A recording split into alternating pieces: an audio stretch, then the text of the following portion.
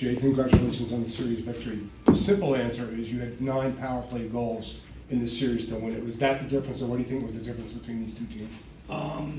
Great question. First off, I'm just going to congratulate the LA Kings on a great season, over 100 points. This playoff series was again a great playoff series, hard fought both ways, and I'd just like to congratulate them on a good year. They pushed us very hard. So to Rob Blake, Luke Robitaille, Todd McClellan, and their leadership group of Kopitar and Doughty and Deneau and those type of guys, congratulate them on a hard-fought series. Now, you asked about the power play. I thought both power plays were dynamite in the series. Both power plays found a way to impact each and every game. And we scored 1 today, but we gave 1 up shorthanded. And they scored 2. My answer is both power plays were excellent in this series. Jake, Yep. It was literally a bad break that gave up the 4th goal. I guess, how does your team kind of recoup and recover from that, and your young goaltender recoup and recover from that, and be able to hold the Kings off and then go out and score the winning goal? Yeah, I was proud of our team. We are sure of ourselves and wholly sure of what our opportunity is before us here. And we have an understanding that it's not always going to be smooth sailing. It's okay. It's okay that there's some drama in the story. If you look at this series as a whole, we were 20 seconds away from winning game number 1. We were shorthanded. We gave 1 up. That was a game we felt we could win. We didn't let it beat us. We came out in game number 2 and won game number 2. We come down to LA and play a hard road game in game number 3, a game where we felt there was some adversity. Obviously there was the non-call of the stick in overtime. I really liked how our team responded to that one. We were down by 3 goals in game number 4. We responded. In tonight's game, I thought we controlled the first period. The other team found a way to score a couple on the power play. We responded right again to get the lead. You go into the 3rd period, and then your goaltender's stick breaks, and you give up a shorthanded goal. The arena's rocking, and for us to find a way to get the win, I thought was important. This is one of the best defensive teams in the league that pushes you in certain ways. I was proud of our team. I was proud how our team altered our game in order to beat this team, in order to meet this challenge that's immediately before us. And as I said at the start with your question, the LA Kings are a worthy, formidable, tough out. I thought it was a heck of a series. Jay, how did you reach your decision to put Connor and Leon together in game 3, and how do you think that kind of changed the complexion of your lineup the rest of the series? Yeah, I think that's one of the tools in the coach's toolkit. There were times this year where they played together, times when they played apart. I've probably, out of all the coaches that have coached them, have played them the least together. But I see why when they do play together, it's magic. And, I just think the versatility of being able to move them around makes us a better team, a harder team to defend. And as I said, we were playing one of the best defensive teams in the league. So we had to do some things in order to beat this team, in order to meet this challenge. And I was proud of our group that we did some things that, showed some maturity. So I'm proud of them.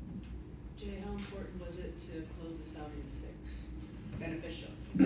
Yeah, what I do think is that every game in the playoffs takes a toll, a physical, mental, and emotional toll.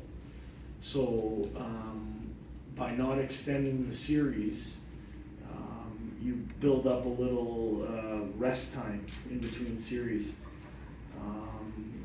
And, you know, I think that benefits us. So taking care of business on the road to find a way to beat this team 3 games in a row, I think it was important for that very reason. Jay, Connor, Leon, and Bouchard had unreal series for you, but it was a play of 2 fourth liners tonight that came up with key goals. Just, can you talk about their play? Our media's laughing back there because they would know that I don't call them fourth liners. I don't think that's an appropriate label for those 2 guys. Kyler Yamamoto finding that goal was huge. I feel good about them. I felt good about them playing against the top players of the other team. For Klim, first of all, he didn't play much in game number 4. But he found a way to score the winner in game number 2. Came up with some big goals here in game number 6. He's a big body that's tough to handle and complements his line mates. For Kyler Yamamoto, who hadn't scored in the series but was all over the chances, for his personal self-confidence, I think that's important that he got that goal. And that goal was a great goal, important for our team. When he walked into our dressing room, there was a real loud cheer because everyone cheers for him because he's a little engine that could. Play in the National Hockey League at his size without having an unbelievable amount of determination and will. So while it didn't go in the net for him early in the series, he stuck with it, and eventually he ended up scoring the series winner. Jay, they say success is a great teacher, but adversity is a greater. Whenever your team faced adversity over the last 13 days, what did you learn most about your group? I think to discover is superior to being told. So sometimes you have to go through something like this in order to see what you're made of. I think the first round of the NHL playoffs is a unique experience. And as I said, I can't compliment the LA Kings enough because they played a hard series. They're a very unique team in the way they played the game. But we were prepared for it. We altered our game to try and meet this challenge. And in the end, we're moving on, so I'm proud of our group. Yeah, Jay, you touched on this a little bit, but what made the Kings a different opponent this season versus last season? Obviously, it's the same context, but I imagine you felt it was a pretty different challenge. Their team was different. Their goaltender was different. They traded for him. They brought in a top 4 D-men at the trade deadline in Gavrikov. Doughty was healthy. Arvidsson was healthy. Fiala was a free agent signing for them, so they had a different look than last year's team. But what I think makes them unique is the way they play the game. I think they're one of the best defensive teams in the league, and they do some unique things that not all teams do. We tried to, as we were heading down the stretch, make sure we were prepared to play this team.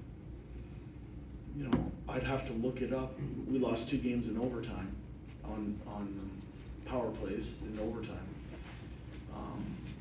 But I think heading into the playoffs, our team was 14-0-1. We hadn't lost a game in regulation since the beginning of March. Jay, Our team was trying to use the stretch run to prepare us for moments like this. Jay, you just talked about some of the improvements and the changes in this Kings team, but you beat them in 1 fewer game than you did last year. Where were some of the improvements for your team that allowed that to happen? Well, we're a different team as well, and we have different personnel. We have a different goaltender. So we have a rookie goaltender that's come up and made the All-Star team this year. We traded for Matthias Ekholm at the trade deadline. Traded for Nick Bukestad at the trade deadline. So we moved kind of some pieces around the chessboard a little bit. But where I think we're a different team is our understanding of what it takes. I think that's our You know, that's what separates us, is our focus and understanding. There's some scars from past experiences on our team, but that's how I think you learn and get better. And last year's run to the third round whet everybody's appetite for playing hockey in the month of June. So we've learned some lessons along the way too. We've improved as well. And saying that, we know we're gonna have our hands full with a very good Vegas Golden Knights team. But we're gonna enjoy tonight's series win right now, and tomorrow will be spent preparing for Vegas. Jay, I think one of the things the Kings felt going into the series, they felt they had their depth scoring would help carry them if they were going to be successful. Yep. You guys had 11 players, I believe, that scored goals in this series. Yeah. Is that one of the things that's different about this team this year maybe than last year? Sure, yeah.